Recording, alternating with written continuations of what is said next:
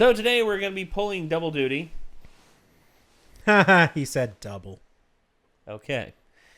So, anyway, we're going to be doing 2 Dead Meat videos for you all today. Not in the same video, of course. Of course, we're... But we're hopefully... Are we going to try to release them the same day? Yeah. Okay, Yeah, cool. I'm going to have them both released on the same day.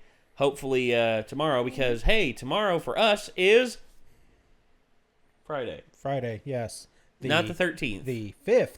There Yes. is not a 13th this month. And There was last month. There was last year. Yeah. And I'm sad about that. Boy, that was a thing, wasn't it? Oh, yeah. Because we totally played Dead by Daylight that day. Yeah, and I went off on some dude who was just, like, trying to trash Wyndham. Oh, yeah. No, it was actually Friday the 13th. It was Yeah, fun. and I went off on some dude who was trying to trash Wyndham. It's just like, it's a trap, bro. It's a trap. Yeah, she sounds hot. I don't believe it. And I'm just like, okay, how about you fuck off, dude? Yeah. How about you just crawl to that corner of the internet that values your opinion so much and die there so you never have to live in disappointment ever again? I think I could have broken him with fewer words than that. I bet it probably would have gone over his head. Dude was an artard of the highest order. You know we're streaming this, right? I actually said that and he didn't care. Dude, anyway. Honestly, all Peanut, right. Are you in? Are you a comfy So, boy? we haven't done a Dead Meat in a little while. And considering it is October, why not... As Nick would put it were he here, get better soon, buddy. Yep. It is Spoopstober, my dudes. Yeah. So Spoopstober is here, and we figured, hey, why not tackle some Dead Meat? And, it has nothing to do with the outpouring of fan requests for us to return to this series. Well, yeah. Nothing at all. Nothing. It has a lot to do with that. A lot, yeah. Yeah. And we said... We do listen, guys. We're trying. And we said that we would really hold off on doing this series as much until Micah comes back. But I mean... Micah has made it abundantly clear that he'll come back when he's ready. Yeah. And plus, there's certain ones that I know we are not going to do until he gets back. Mm-hmm. I know this. Yeah. And, as they say, the show must go on. Yes. So, of course, first, we have to get that show. Aha. Anyway, so let's watch this. Huh? Dang it. God damn it, Kyra.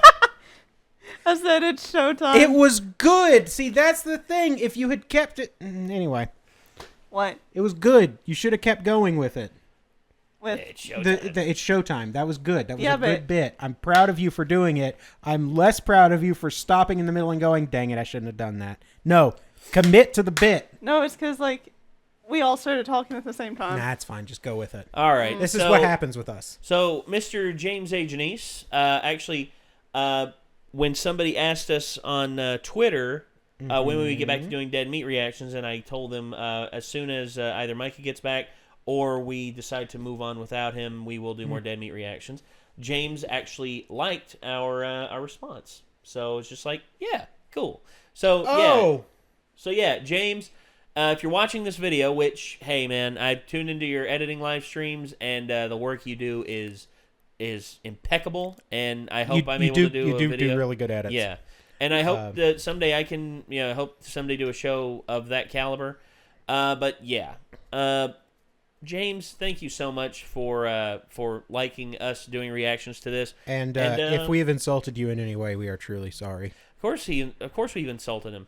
We have not praised him as what he's supposed to be known as. God tier kill count master, James motherfucking A. Janice. And yes, that includes a motherfucking. Mm-hmm. Because if we don't include that, he will come to kill us. Is that like a Tribe Called Quest or a pimp named Slickback? Like you have to say the whole thing? How dare you insult... Never mind, I'm not going to go there. Okay, so anyway, here we go, ladies and gentlemen. This is Dead Meat Kill Count. Jason Lives, a.k.a. Friday the 13th, Part 6. I'll say this one's probably my favorite outside of, the first 3. Okay, I've been missing a while. When does Manhattan happen? 2 more movies. Right. It's Part 8. Thank you. Yeah. So... Didn't remember. Still kind of wish I didn't. This one I liked a lot, whereas the next one, things get a little bit more weird. So that's saying something. Weirder than an immortal man in a hockey mask killing teenagers. Bone. Fair enough. To be fair, Jason was never immortal until this one. Well, yeah, that's fair. All right, so here we go. Ready? 1, 2, 3.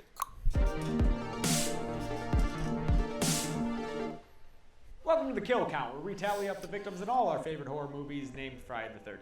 I'm James A. Janice, and today we're looking at Friday the 13th, Part 6, Jason Lives, released 1 year after A New Beginning disappointed fans everywhere. Yeah. Jason Lives is an interesting entry, not only as the conclusion to what you could and should call the Tommy Jarvis trilogy, but because it marks a tonal shift in the series. Again, don't expect it to stray from the masked guy kills teens at a summer camp 1x1 template too much, but writer-director Tom McLaughlin sought to play around more within this framework, and the result is a much more self-effacing, ironic, and humorous film than parts 1 through 5. Also, obviously, Jason's back. A series centered around Roy Burns will remain one of history's biggest what-ifs, but the people spoke, and they clamored for Jason. So here we have Tommy Jarvis, played by a new guy, who's not as hunky, but who's much more of a functional human being. He and his wisecracking buddy resurrect Jason with lightning, like he's Jason Stein's monster or something, and for the rest of the movie and the series, Jason is now a supernatural being. He will never again be the lumbering, mentally deficient oaf with a pillowcase on his head. He's a new and arguably more iconic being now. Jason is dead. Long live Jason. Anyway, I hear Dante is starving for killing, and Jason's got quite the appetite. So let's get down to the kills. Also a good line. Yep. First up is obviously Tommy's Toady Hawes, who didn't even want to be there in the first place. Melty's skull Jason punches right through his body, ripping his heart out through his back and revealing some nails in serious need of a manicure. Don't be afraid of self-care, Jason. Tommy escapes the scene, and we get a huge clue into the tone of this movie with the fucking Bond parody intro to the credits. Tommy running to a police station and greeting Sheriff Garris, a very charming guy. Don't piss me off, Junior, or I will repaint this office with your brain. Tommy winds up in a cell for sounds like a normal cop in L.A. Kind of like someone else we know. They didn't believe me.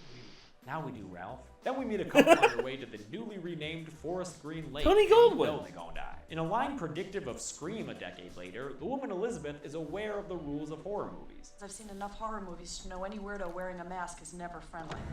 Yeah. But that doesn't stop husband Darren from getting out of the car like a dummy. Jason with a takes pistol. A bullet like a pro and spears Darren through the chest before tossing him behind his back like a ragdoll. I'd love to see Yuppie spear and toss as an official Olympic event. Elizabeth tries to bribe Jason, which is definitely a first, but he kind of teleports away and reappears behind her, drowning her in a puddle with his spear. Fun fact, Elizabeth was played by Nancy McLaughlin, the director's wife. Even more fun is the fact that her credit card floating away says American Excess. Cheesy pun or biting cultural commentary? That's good.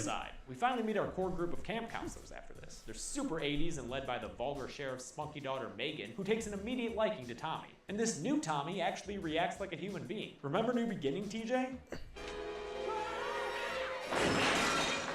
Yeah, that guy probably would have tried to strangle her between those prison bars. We also meet Martin the Gravedigger, who I'm guessing is Crazy Ralph's cousin or something. Yep. He actually one-ups Elizabeth's self-aware line by speaking to the fucking audience. Some folks have a strange idea of entertainment. Yeah, that's how it breaks the fourth wall. That's is also involved in a good editing joke. Does he think I'm a fart head?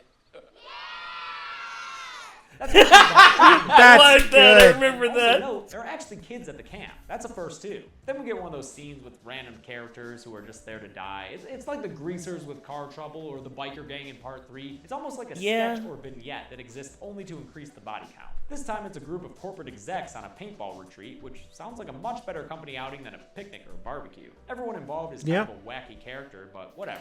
Okay, funny enough, Tony Goldwyn was in the Belko Experiment. He was actually the main guy, and it was sort of like a company thing. And now these guys are in a company retreat, and they're all going to die too. Coincidence? I think not.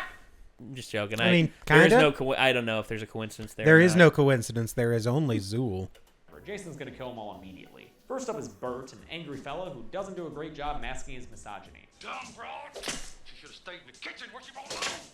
Woman shouldn't be allowed in these gears. Jason, show him what you do to misogynists. So yeah. Leaves an imprint. And listen, I know a lot of people love this, but the bloody smiley face he leaves in the tree trunk, it's just too hokey for me. It confused me as a kid because it was so unrealistic, and it confuses me as an adult because, like, why? But like I said, people fucking love this thing, so here, relive it one more time. Stupid.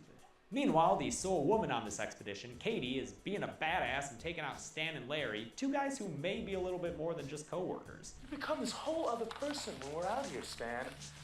I don't like it. She makes them wear some pretty meta headbands before Jason drops in and takes them all out at once with a triple decapitation. This was one of the kills censored a lot by the MPAA. Early versions apparently had the heads falling into frame. Shame we missed out on that. The sequence ends with Roy, the final paintballer and human embodiment of Bugs Bunny, running away with Jason hot on his trail. Don't worry, we'll catch up with him later. In another change of tone for the series, we get kind of an action scene as Tommy continues trying to convince law enforcement that he's not crazy. He doesn't succeed and instead learns how much of a douchebag Deputy Rick is. Wherever the red dot goes, you bang. Yeah, Rick, you gonna try to make your own catchphrase? You bang? Okay. While the camp counselors like Court try to entertain their campers, Gravedigger Martin gets drunk and delivers ironic lines. You're gonna be the death of me. It's ironic because Jason stabs him with a broken liquor bottle. Get it? Like it actually was the death of him? It's not bad. It's a pretty good joke. Yeah. Make sure he's dead by hacking him up a bit more, and then looks super fucking scary when he stops and notices Steven, some fool who was out picnicking with his fiancée Annette in the middle of the goddamn night. Jason eventually chases them both champagne down flutes. and double impales them with his machete. These two deaths of Martins were added after feedback from early screenings saying there weren't enough kills. So thanks, test audiences. The movie gives us a breather with a little bit of standard camp stuff. Making James' job a little bit better. Jason and is all afraid. The counselors make reference to Jason the Legend using a card game. And then we're in Winnebago where Court and some girl named Bone. PG-13 sex. Winnebago? We're like a wanna-bango. Only Friday the 13th film without any nudity. Although now that I say it doesn't sound very fun. No nudity, but there is a lot of hair metal in this movie. 3 Alice Cooper songs. 3 of them, including one that had a music video heavily featuring Jason. Frankenstein? Court's lady lover Nikki is killed while he's driving obliviously, having a good time. Jason slams her face through the trailer's tin walls in a much better version of that tree kill that everyone loves. Because look at that. It makes sense. That's awesome. Right? Jason I like takes that care kill. of Court with a knife through the head. I like to think that he stabbed him in the ear as a favor so he wouldn't have to listen to any more hair metal. With Hey! the heel, we get another action sequence. Like I said, this movie's a little different, adding humor and 80s action movie tropes. Here we have a sweet vehicle flip and Jason looking like a badass on top of Wow. That's a good one. Awesome I like shot. that. It's the last thing they filmed for the movie, and I think it's pretty damn cool. Yep. Cops find that paintballer guy's body, or at least parts of it, so now we get to add Roy to the body count, pushing the kills to an even baker's dozen. It's the best way to order your victims. That's While the odd. cops suspect Tommy for this gruesome A baker's murder, dozen is crazy one or extra. whatever. I know, Jason but finally that gets number his is hand, and 13. although he seems 13 a little is an odd confused number. by both the name change and the morals it Baker's upholds, Martin I know. is right, I know, as friendly Nate. and sportsmanlike as he can be, which for him means yanking Counselor Sissy out of her window and twisting her head around. Gotta give this movie credit. Despite the ratings board trying to censor it, it was always trying to come up with fun, inventive ways to kill people. Megan picks up Tommy and in another high-energy car chase to another Alice Cooper song, tries to avoid the cops while Tommy stares at her crotch. They eventually get caught by her father, and Tommy's put back in the jail cell. While at Camp Forest Green, Jason stalks Paula, the last remaining fodder counselor, and eventually kills her after they do what I presume to be some kind of art project involving buckets of red paint. Tommy and Megan craft a sexy plan to get him out of jail, and they lock up Deputy Dipshit in his place, who gives the worst single-line performance in the series. Megan. They then race back to camp as Jason leans in God. and kills a cute little scared girl. But don't worry, he's obviously not going to kill a kid. They're not going to have Jason kill a kid, guys. The cops get to the camp and Thank find God. Jason's abstract art project, then the handsome one gets killed when Jason throws a frickin' knife into his face, knocking him into a boat. You see that knife toss, man? I bet Jason is a great hustler at Renaissance fairs. Another cop tries to calm the little girl before Jason pops up out of nowhere and crushes the guy's skull. Another kill highly censored, although the sound design is pretty nice. Yep. Ooh. Papa Yeah. Sherman tells the kids to hide, and they prove that they're just as Crushed snarky his as everyone head else. like a cheap taco. What do you think? I think we're dead meat. Oh, Hey! That's the thing. He said me. Roll credits. Sheriff Da-da-da-da-da. Officer Expendable then has a badass standoff with Jason before shooting him a whole bunch of times. Like A lot. This movie is the first time Jason's been shot, and he shows that it is not an effective way to take him down. Despite the sheriff's competency, he meets his end like any sexed-up teen in the woods when Jason chases him down and cracks his spine in half, folding him over like a plastic picnic. Yep. Oh, Jesus! I love that one. Sad. Love that one. This guy lived. He was smart and a good dad and wicked funny. And also, You should be leaving wearing your balls as earrings. Rest in peace, Sheriff. The rest of the movie is Tommy and Megan hatching his master plan to kill Jason by calling him mean names. Hey, asshole! Come on, maggot head. Come on, chicken shit. Come on, I'm standing here waiting. Come on, you pussy. Just kidding. His plan is to return Jason to the bottom of the lake by chaining a boulder onto him. Also, he lights Crystal Lake on fire like it's Lake Erie in the 80s. Despite also getting lit on fire, Jason fights back for a bit before Cleveland the boulder drags him down. After almost drowning Tommy too, Megan saves the day by introducing Jason's head to a boat motor, cracking his neck and giving us some nice gory flotsam to show Jason's finally dead. Just kidding. His eyes open at the end because producers like money. More Alice Cooper plays us out to the credits, and there you have it. Friday the 13th Part 6, Jason lives. Let's do those numbers. da da da da da. Good. Jason Good killed transition. 18 people in Friday the 13th Part 6, twice the number of his initial outing in Part 2, so guys come a long way. His mix 18. includes 12 guys and 6 girls, a gender imbalance of 2 to 1, which kind of goes along with the whole 80s action style of the film. Yeah. 85 minutes long, that comes out to a kill every 4.72 minutes, so that should keep you entertained as you search in vain for TNA. I'll give the Golden Chainsaw Award for Coolest Kill to Sissy, mostly because I'm a huge Exorcist fan. Anyone see the show on Fox? I like Ooh. that shit. It wasn't bad. And I'll just go ahead and piss everyone off by giving the lamest kill to Bert. Yep, I can't I knew it. I do like the moment when they show Jason still has his arm. I just hate that damn smiley face. Real lamest kill goes to Paula, who's killed mostly off screen, although I've got to admit that none of the kills here were completely devoid of coolness. Like, that's a lot of blood. That looks fun.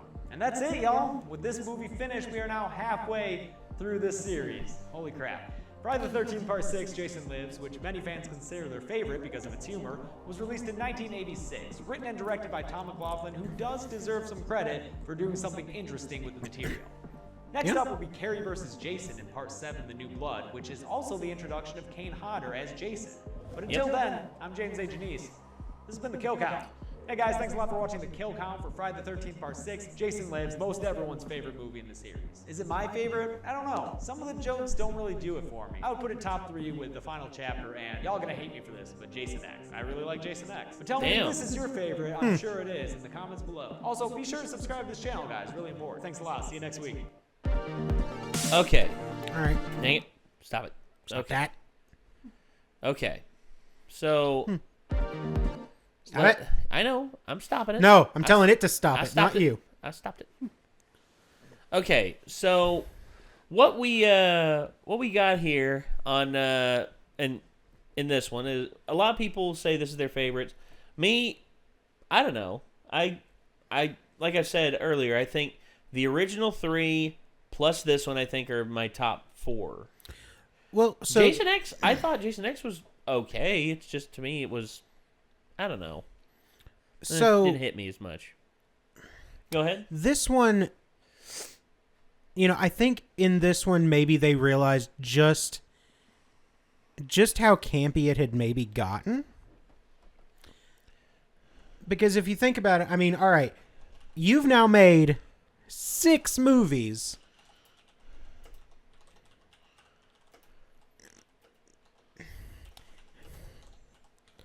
And you're just, you know, you're going to crack some jokes. You're going to make some nice little aware asides at the audience. Man, I swear, I haven't seen this movie. The Gravedigger's already my favorite. Just, there you go.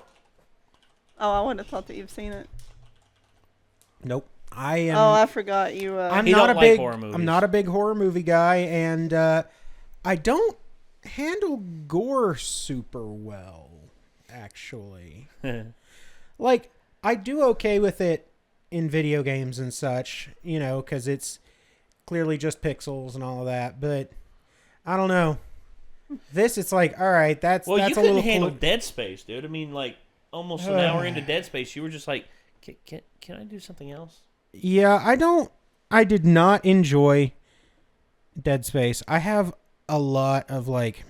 Well, you didn't enjoy it when you were playing it, but when I was playing it, you actually like It sat was in with me. it was and all right. It was enjoyable. I don't do a whole. I don't do well with a whole lot of anxiety because I already have a lot of anxiety. Fair enough.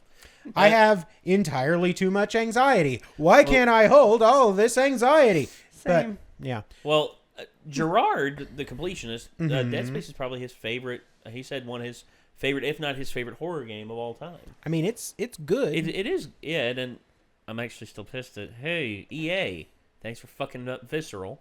You know, the studio that made it. Jackasses. You know, Sorry. thanks for, fucking up the third one. Sorry, Nate. It's okay. It's okay. I'm fine. But, there's something to be said for, hey, this is the 6th installment of this movie series in, what? 6 years. 6 years? Literally 6 years. All right.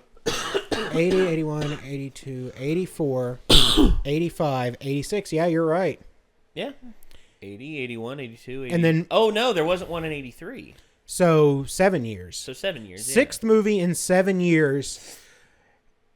Like, you're getting to Madden territory.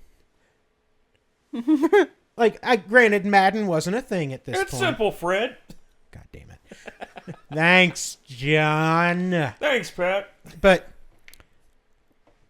at that point, you have to kind of realize, even James Bond movies don't come out that fast. Especially nowadays. Yeah. Thankfully, they're just like, all right, let's take our time with it. Let's not go invisible car. And then Daniel Craig is just there. There's like, hey, Daniel, we want to sign you up to do 2 more Bond films. Well, we're going to give you $50 million. And he's just like, I'm good. What do you mean you're good? I'm good. Is that a yes or a no? I'm good. Daniel, what does that mean? Daniel, do you want to do another Bond film? I'm good. And now he's officially committed to doing another one. Okay. Thank goodness. Although I will say this, they did fuck up Spectre. Spectre could have been such a great film because Christoph Waltz as Blofeld, and you had so much going for it. You had so much, and then what do? You fall right back into the same exact tropes that this new series of Bond was trying to escape from. And you don't even fall back into them to make fun of them, which is what this movie did. Yeah. This movie looked at those tropes and said, hey, you know what? We can make a joke out of this. We can crack wise about this. Yeah. We're self-aware. Yeah. Nope.